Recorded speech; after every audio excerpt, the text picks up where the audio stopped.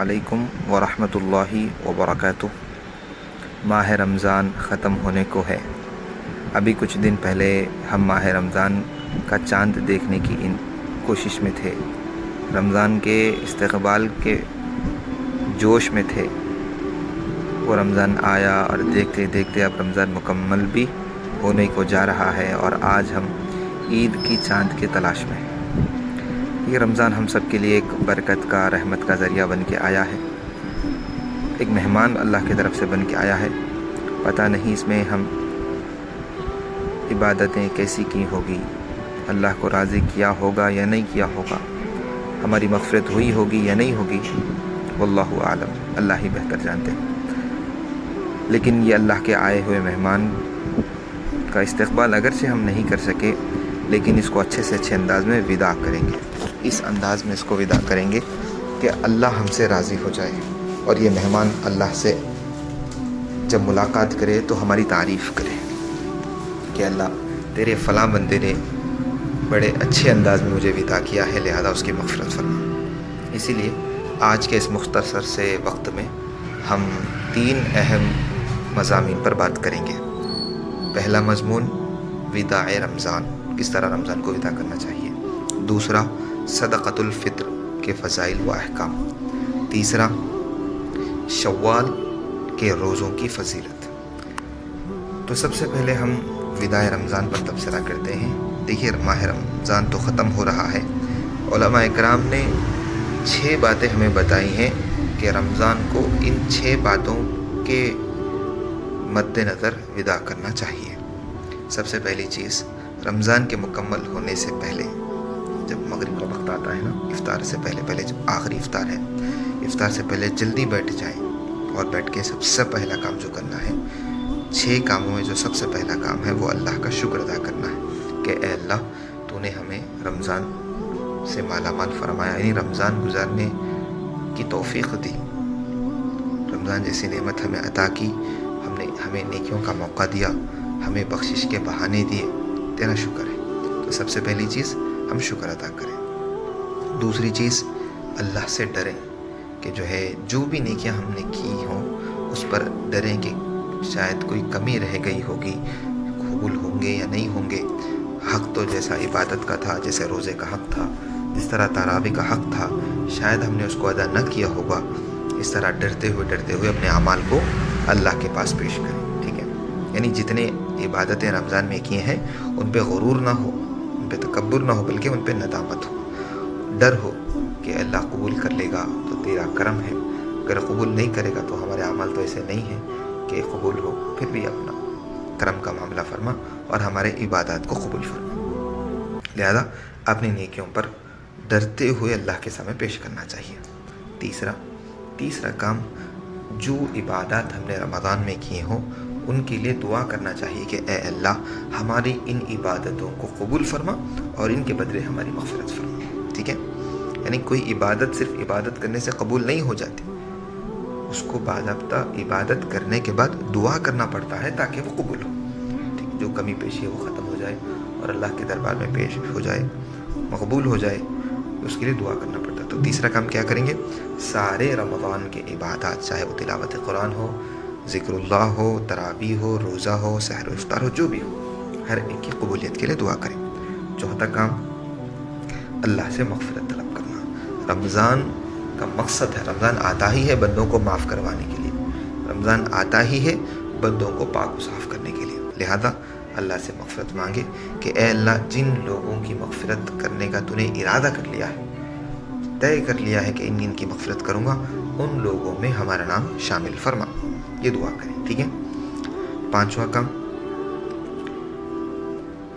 جتنے نیکیاں کیے ہوں، ٹھیک ہے، ان کو چھپانے کی کوشش کریں، ظاہر نہ کریں، چاہے اپنے زکوٰۃ دی ہو، چاہے اپنے فطرہ دیا ہو، چاہے اپنے لوگوں میں چیزیں بانٹی ہوں، جتنے بھی عبادات کیے ہوں، شیطان کیا کرتا ہے یا نفس کیا کرتا ہے، ان عبادات کو میں ریا پیدا کرتا ہے، میں نے یہ کیا، میں نے یہ کیا، میں نے یہ کیا، اس سے کیا ہوگا؟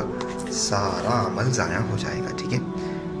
لہذا ریاکار اپنے عبادات کو مخفی رکھیں، کتنے روزے رکھے ہیں یہ بھی نہ بولیں، کہ کتنے قرآن پڑھے ہیں یہ بھی کسی کو نہ بولیں، ٹھیک ہے؟ لوگ محنت سے پڑھتے ہیں اور لوگوں میں بول لیتے ہیں کہ میں نے اتنے قرآن پڑھے ہیں، میں نے پورے روزے رکھے ہیں، میں نے ایسا کیا ہے ویسا کیا ہے، سارا ثواب گیا پانی میں. تو یہ نہیں کرنا چاہیے. ٹھیک ہے. پانچوں. چھٹواں کام، اللہ سے دعا کے ساتھ ساتھ اللہ سے توفیق مانگنی چاہیے اور پکا ارادہ کرنا چاہیے، پختہ عزم کرنا چاہیے کہ جس طرح رمضان گزارے ہیں بالکل اسی طرح ساری زندگی گزاریں گے. جس طرح صبح سویرے سحری میں اٹھ جایا کرتے تھے، انشاءاللہ اسی طرح تہجد کے لیے اٹھیں گے. جس طرح دن بھر جو ہے کھانے پینے سے بچے رہتے تھے، اسی طرح رمضان کے علاوہ میں حرام کھانے سے بچیں گے. جس طرح راتوں کو تراویح پڑھتے تھے، اسی طرح راتوں میں اللہ کی محبت میں نیند سے بیدار ہو کر یا سونے سے پہلے اللہ کے سامنے ٹھہر کے دن بھر کے نعمتوں پہ شکر کرتے ہوئے اللہ کو منانے کی کوشش کریں گے، یعنی قیام اللیل کی عادت ڈالیں گے. تو ایسے نیک ارادے کریں تاکہ اللہ تبارک و تعالی ہمارے اس مہینے کو قبول کرے. یہ 6 باتیں ہیں، دوبارہ ان کو دہراؤں گا، چاہیں تو آپ ان کو نوٹ بھی کر لے سکتے ہیں. سب سے پہلی بات، رمضان کے ملنے پر اللہ کا شکر ادا کرنا. دوسرا، اللہ اپنے نیکیوں پر تکبر نہ کرنا بلکہ اپنی نیکیوں پر ڈر رہنا کہ جو ہے اللہ تبارک و تعالیٰ کہیں سے انکار نہ کر دے. اس طور پر تھوڑی ندامت رہنا، جو کمی پیشی ہوئی ہے اس کا خوف دلوں میں رہنا. تیسری چیز، اللہ سے اپنی عبادات کی قبولیت کی دعا کرنا. چوتھی چیز، اللہ سے مغفرت طلب کرنا جو کہ مقصد ہے رمضان کا. پانچواں، ریاکاری سے بچنا، عبادتوں کے ضائع ہونے والے اعمال سے بچنا. ٹھیک ہے. چھٹواں، رمضان کے بعد بھی رمضان جیسی زندگی مستقل گزارنے کا عزم کرنا. یہ 6 چیزیں ہیں. اگر آپ ان 6 چیزوں کا ارادہ آج مغرب سے پہلے کر لیں گے تو انشاءاللہ آپ اچھے سے اچھے انداز میں رمضان کو ودا کرنے والے ہوں گے. اور یقین مانیے، یہ اللہ کا مہمان اللہ کے پاس جا کے بتائے گا کہ اے اللہ، فلاں فلاں بندہ، فلاں فلاں بندی نے جو ہے یہ عزائم کیے ہیں، لہذا ان کے عزائم میں برکت عطا فرما اور ان کو توفیق عطا فرما، ان کی مدد فرما تاکہ وہ اپنے ارادے عزائم کو پورا کر سکیں. یہ تھا پہلا مضمون وداع رمضان کا. ٹھیک ہے. اور اس کے علاوہ اور بھی بہت سی چیزیں ہیں. اپنوں سے رشتے اور مضبوط کریں. ٹھیک ہے. اور اسی طرح جو ہے جن سے تکلیف ہوئی ہو ان کو معاف کر لیں. اور آج رات جو ہے، چونکہ یہ بدلے کی رات ہے، یعنی کل عید ہے نا، تو آج کی رات یہ بدلے کی رات ہے، لہذا آج بھی عبادت کا اہتمام کریں. اللہ کے نبی صلی اللہ علیہ وسلم اس رات بھی عبادت کا اہتمام کیا کرتے تھے. ٹھیک ہے. اللہ تبارک و تعالیٰ اپنے جتنے بندوں سے خوش ہوتے ہیں ان سب کو آج رات میں عطا کرتے ہیں. پتہ نہیں اللہ ہم سے خوش ہوئے یا نہ ہوئے ہوں، ہماری عبادتیں کیسی رہی ہوں، لہذا اللہ سے دعا کریں آج رات میں کچھ عبادت کر لیں. ہم سب ارادہ کرتے ہیں کہ انشاءاللہ آج کی رات ہم عبادت کریں گے تاکہ اللہ راضی ہو جائے، ہم اچھے سے رمضان کو فدا کرنے والے ہو جائیں اور رمضان کا جو انعام ملنے والا ہے وہ بہتر سے بہترین انداز میں ہمیں ملے. ٹھیک ہے. یہ رہا پہلا مضمون. اب ہم چلتے ہیں دوسرے مضمون صدقۃ الفطر کی طرف. دیکھیے، صدقۃ الفطر ہر مسلمان پر جو صاحب نصاب ہو واجب ہے. صدقہ فطر کے بارے میں قرآن میں آیا ہے، قد افلح من تزکا، بے شک کامیاب ہو گیا وہ شخص جس نے تزکیہ کیا. اکثر علماء کرام نے اس تزکیے کے لفظ کو عید الفطر سے بدل کر پڑھا ہے. جیسے کامیاب ہو گیا وہ شخص جس نے صدقہ فطر ادا کیا.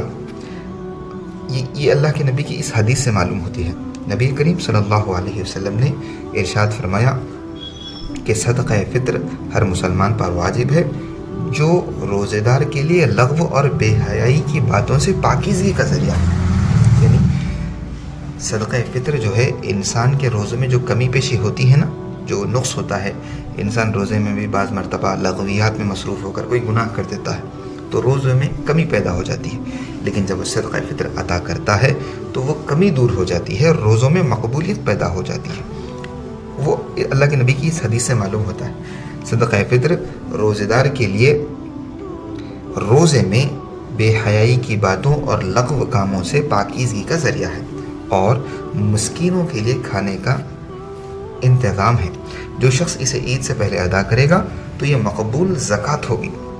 جو شخص صدقہ فطر کو عید سے پہلے ادا کرے گا، عید کی نماز سے پہلے ادا کرے گا تو یہ مقبول زکوٰۃ ہوگی۔ اگر اس کو عید کے بعد ادا کرے گا یا پھر عید کے دوسرے دن ادا کرے گا تو پھر وہ عام صدقات میں سے ایک صدقہ ہوگا، لہذا وقت پر ادا کرنا ہے۔ یہ نبی صلی اللہ علیہ وسلم کی جو حدیث ہم نے سنی ہے، اس سے ہم کو صدقہ فطر کی 2 حکمتیں معلوم ہوتی ہیں۔ سب سے پہلی حکمت، روزوں کی کوتاہیوں کی تلافی، روزوں میں جو کمی بیشی پیدا ہوئی اس کی تلافی ہوتی ہے۔ دوسرا، امت کے مسکینوں کے لیے عید کے دن رزق کا انتظام ہوتا ہے،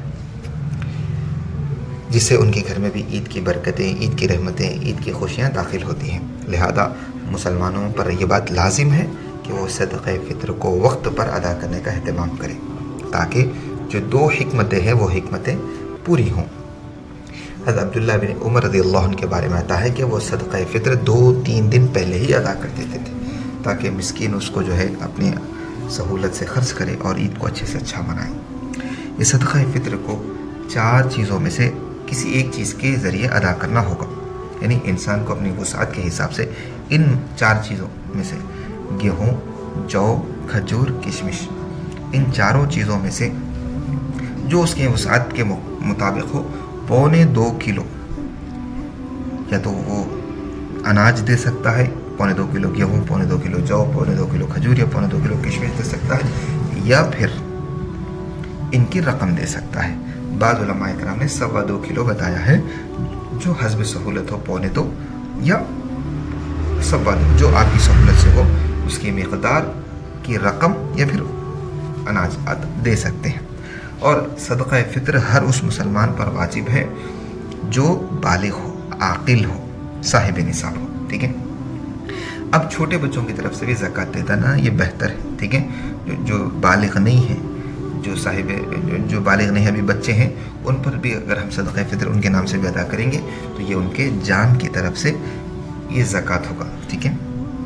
چلیے، اور صدقہ فطر ہر مسلمان پر واجب ہے، چاہے اس نے رمضان میں روزے رکھے ہوں یا نہ رکھے ہوں۔ اکثر لوگ سمجھتے ہیں کہ جب روزے ہی نہیں رکھے تو فطرہ کیا ادا کریں گے، ایسا نہیں کرنا چاہیے، وہ الگ عبادت ہے، یہ الگ عبادت ہے۔ لہذا جس نے روزے رکھے ہوں، تراویح پڑھے ہوں، وہ بھی ادا کرے، جس نے نہیں رکھے ہوں وہ تو زیادہ ادا کرے، تاکہ جو ہے کوئی نہ کوئی عبادت اس کے حق میں آ جائے، ٹھیک ہے۔ صدقہ فطر اپنی ذات کی طرف سے اور اپنے نابالغ بچوں کی طرف سے ادا کرنا بھی واجب ہے۔ صدقہ فطر کے مستحق وہی لوگ ہیں جو زکوٰۃ کے مستحق ہیں۔ تو یہ رہا ہمارا دوسرا مضمون، صدقہ فطر، اس کی حکمت، اس کا مقصد، سب کچھ اور اس کے احکامات ہمارے سامنے واضح طور پہ آئے ہیں۔ اب چلتے ہیں تیسرے مضمون کی طرف، شوال کے روزے۔ شوال کے روزے بڑے اہمیت کے حامل ہیں، ٹھیک ہے۔ اس کی کئی احادیث اس کے ضمن میں ہمارے سامنے آئی ہیں۔ ایک حدیث پڑھ کے سناتا ہوں۔ اللہ کے نبی صلی اللہ علیہ وسلم نے فرمایا، سم شوالن، شوال کے روزے ضرور رکھو۔ ایک حدیث میں آیا ہے کہ نبی کریم صلی اللہ علیہ وسلم نے فرمایا، جس نے رمضان کے روزے رکھے اور اس کے بعد 6 نفل شوال کے روزے بھی رکھے تو پورے سال روزے رکھنے کا ثواب ملے گا۔ کتنی بڑی بات ہے۔ لہذا یہ جو شوال کے 6 روزے ہیں ان کو ادا کرنے کا اہتمام کریں، نیت کریں، تاکہ جو ہے رمضان کی جو برکتیں تھیں، جو ہمارا ماحول تھا، وہ رمضان کے بعد بھی رہے۔ اگر ہم رمضان کے بعد بھی روزہ رکھیں گے، سحری رکھیں گے، تو اگرچہ رمضان کا مہینہ ہو چکا ہوگا لیکن جو روٹین رمضان کی ہوگی وہی شوال میں بھی ہوگی۔ شوال کی برکت ساری عمر ہمارے ساتھ ہوگی، لہذا اس کا اہتمام کریں۔ اور یہ جو فضیلت بتائی گئی ہے، شوال کے 6 روزے، رمضان کے پورے روزے اور شوال کے 6 روزے رکھیں گے تو پورے سال کا ثواب ملے گا۔ اس کی حکمت کچھ اس طرح ہے کہ دیکھیے، اللہ تبارک و تعالیٰ اگر انسان ایک نیکی کرتا ہے تو اس کا کتنا ثواب دیتے ہیں؟ 10۔ ایک حروف پڑھے گا تو 10 نیکیاں، ٹھیک ہے۔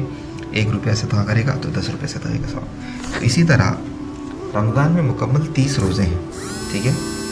رمضان کے مکمل 30 روزے ہیں اور شوال کے 6 روزے، ٹھیک ہے۔ ایک روزے کو اگر 10 سے حساب لگائیں گے تو 36 روزوں کے کتنے ہوں گے؟ 36 10 360۔ اور آپ بتائیے ایک سال میں کتنے دن ہوتے ہیں؟ 365 ڈیز۔ تو اسی طرح ان 36 روزوں کی برکت سے پورے سال کا ثواب ملے گا۔ یہ رمضان کے اور شوال کے روزے رکھنے کی کی برکت ہے، اس کا اجر و ثواب ہے. اور جو شخص ساری زندگی اسی کا اہتمام کرے گا، یعنی رمضان کے بھی روزے رکھے گا اور شوال کے بھی روزے رکھے گا، اس کو ساری عمر روزے رکھنے کا ثواب ملے گا. اور محدثین نے لکھا ہے کہ جب انسان کی نمازوں میں کوئی اگر فرض نمازوں میں کمی پیشی ہوتی ہے تو نفل نمازوں کے ذریعے، سنت نمازوں کے ذریعے ان فرض نمازوں میں جو کمی پیشی ہے اس کو پوری کی جاتی ہے. اسی طرح انسان کے فرض روزوں میں جو کمی پیشی ہوتی ہے اس کے سنت روزے، نفل روزوں کی برکت سے ان فرض روزوں کی کمی پیشی کو دور کی جائے گی. لہذا ہم جانتے ہیں کہ ہمارے روزے جس طرح فرض ہیں تو فرض کا جو حق ہے وہ ادا نہ ہو ہم سے، ٹھیک ہے، اس میں ضرور کوئی نہ کوئی کمی پیشی ہے. تو ہم جو ہے شوال کے روزے رکھیں گے، ایام 20 کے روزے رکھیں گے، جمعرات اور پیر کے روزے رکھیں گے، تاکہ ان روزوں کی برکت سے جو ہے ہمارے فرض روزوں میں مقبولیت پیدا ہو. یہ حکمت ہے. اب چلتے ہیں اس شوال کے کچھ احکام و مسائل کی طرف. شوال کے 6 روزے مستحب ہیں، ٹھیک ہے، اور 22 ثواب ہیں. رکھ لیں گے تو ثواب ملے گا، نہیں رکھیں گے تو کوئی گناہ نہیں ہوگا. بس اتنا یاد رکھنا چاہیے کہ ان کا ثواب بہت ہے، لہذا اس ثواب کو ضائع کرنا نہیں چاہیے. شوال کے پہلے دن کو چھوڑ کے دوسرے دن سے 7ویں شوال تک روزہ رکھنا چاہیے. عید کے دن روزہ رکھنا ناجائز ہے، یعنی مکروہ ہے، اور بعض علماء نے اس کو حرام بھی قرار دیا گیا ہے. اور اللہ کے نبی صلی اللہ علیہ وسلم نے فرمایا کہ رمضان کا چاند دیکھ کر روزے رکھو اور شوال کا چاند دیکھ کر روزے ختم کر دو. نہیں، اب یہ فرضیت جو 30 روزے ہیں وہ اتنے ہی ہیں، لہذا عید کے دن روزہ نہیں رکھنا چاہیے. عید کے بعد 6 دن تک لگاتار روزے رکھیں تاکہ آپ کو پورے 1 سال روزوں کا ثواب ملے، آپ کے فرض روزوں میں تقویت پیدا ہو اور رمضان کا ماحول آپ کے گھر میں رمضان کے بعد بھی رہے. یہ فضیلت ہے شوال کے روزے رکھنے کی. الحمدللہ تینوں مضامین، وداع رمضان، صدقۃ الفطر کے مسائل و احکام اور شوال کے روزے، یہ تینوں چیزیں وضاحت کے ساتھ ہمارے سامنے آئی ہیں. اور بھی باتیں تھیں لیکن موٹی موٹی باتیں ہم سب کے سامنے آ چکی ہیں. لہذا ہم ارادہ کرتے ہیں کہ ہم جو بھی سنے ہیں اس پر عمل کریں گے. تینوں چیزوں میں کو اچھے سے اچھے انداز میں ادا کرنے کی کوشش کریں گے. اللہ تبارک و تعالی ہمارے عبادت کو قبول فرمائے. تو یہ رہی وہ باتیں جو آج ہم کلاس کے ذریعے آپ تک پہنچانا چاہ رہے تھے، لیکن کسی وجہ سے کلاس نہ ہو سکی تو ہم نے ریکارڈنگ کے ذریعے آپ تک بھیجا ہے. امید کرتا ہوں کہ آپ اس کو بغور سنیں گے، سمجھیں گے، عمل کریں گے اور ثواب کے ارادے سے آگے شیئر کریں گے. تو آپ سب کو عید سے پہلے عید مبارک. اللہ تبارک و تعالی آپ کی یہ عید کو خوشیوں کا دروازہ بنائے اور عید کے ذریعے خوب خوشیاں آپ سب کو عطا فرمائے. اپنا خیال رکھیے، اپنے خاص دعاؤں میں ہمیں یاد رکھیے. پھر انشاءاللہ اگلے کسی اہم ترین مضمون کے ساتھ آپ سب سے ملاقات ہوگی. تب تک کے لیے فی امان اللہ. السلام علیکم ورحمۃ اللہ وبرکاتہ.